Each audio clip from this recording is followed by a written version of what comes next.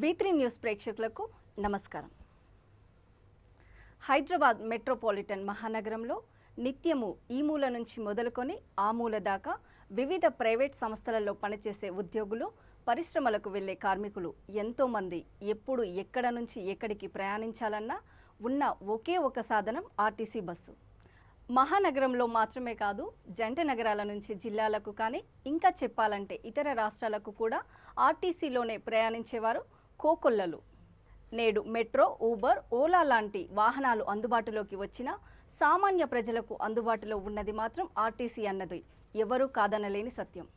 ప్రజల జీవితాలతో మమేకమైన ఆర్టీసీ పుట్టు పూర్వోత్తరాలను తెలుసుకుందాం. నిజాంకు ఇద్దరు కోడళ్ళు, అందులో ఒకరు జోహరా బేగం. ఈమె టర్కీ రాకుమారి.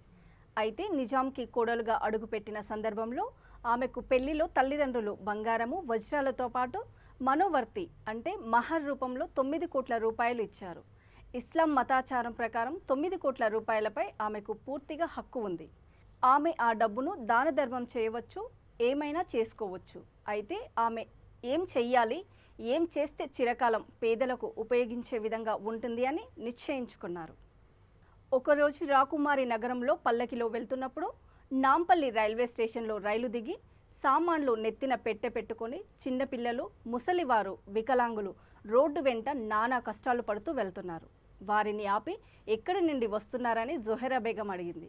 వారు కొందరు నాందెండు, మరికొందరు ఔరంగాబాద్, మరికొందరు వరంగల్ అని చెప్పారు.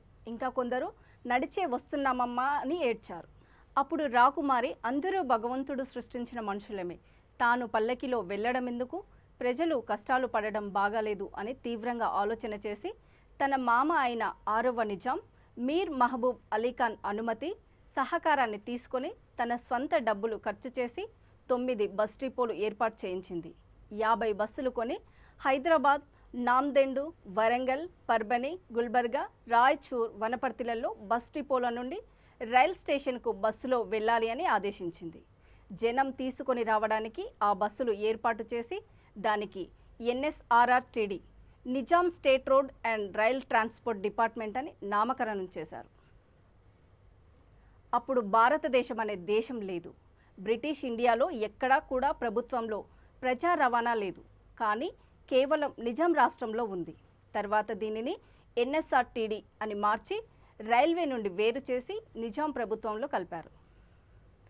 అందుకే ప్రతి ఆర్టీసీ బస్సు మీద Z అనే అక్షరం ఉంటుంది.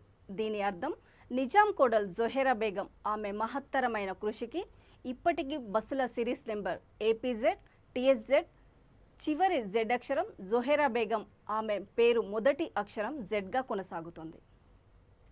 నిజాం స్థాపించిన అనేక సంస్థలు నిమ్స్, ఉస్మానియా విశ్వవిద్యాలయం, ఉస్మానియా ఆసుపత్రి, నీలోఫర్ ఆసుపత్రి, MNJ క్యాన్సర్ హాస్పిటల్, అసెంబ్లీ అన్ని సంస్థలు, ఆసుపత్రులు ప్రభుత్వంలో ఉంటే ఆర్టీసీ మాత్రమే ప్రైవేట్లో ఉంది. 1956లో ఆంధ్రప్రదేశ్ రాష్ట్రం వచ్చి తెలంగాణతో కలిసిన ఆంధ్రాలో ఆర్టీసీ లేదు. ప్రభుత్వం రంగం లేదు, ప్రైవేట్ బస్సులు మాత్రమే ఉన్నాయి. కనుక ఆర్టీసీ అలా ప్రభుత్వం నుంచి కార్పొరేషన్ అయ్యింది. ఆర్టీసీ ప్రభుత్వంలో పెట్టింది నిజాం సర్కార్, కార్పొరేషన్ సంస్థగా చేసింది అప్పటి ఆంధ్రప్రదేశ్ సర్కార్. అందుకే TSRTCని ప్రభుత్వంలో విలీనం చేయాలి, ఆర్టీసీ ఉద్యోగులను ప్రభుత్వ ఉద్యోగులుగా పరిగణించాలని డిమాండ్లు ఉన్నాయి.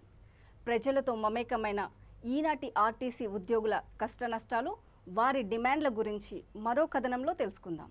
ఇది ఈనాటి ప్రత్యేక కార్యక్రమం. మళ్ళీ మరొక కార్యక్రమంలో కలుద్దాం. అంతవరకు చూస్తూనే ఉండండి V3 న్యూస్, లక్ష్యం సమాజహితం. నమస్తే.